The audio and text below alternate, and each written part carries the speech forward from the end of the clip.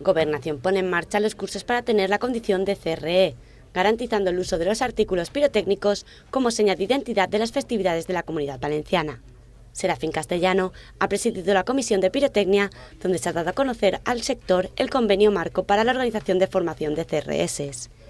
que incluye una plataforma tecnológica para poder articular de forma rápida la impartición con control, seguimiento y vigilancia de la GVA.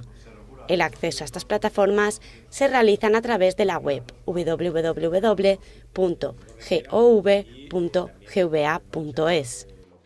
Que aquestes tradicions no se veren mermades ni prohibides en quant a l'ús d'articles pirotècnics, però bueno, avui donem un pas més en aquesta reunió del comitè d'experts de tota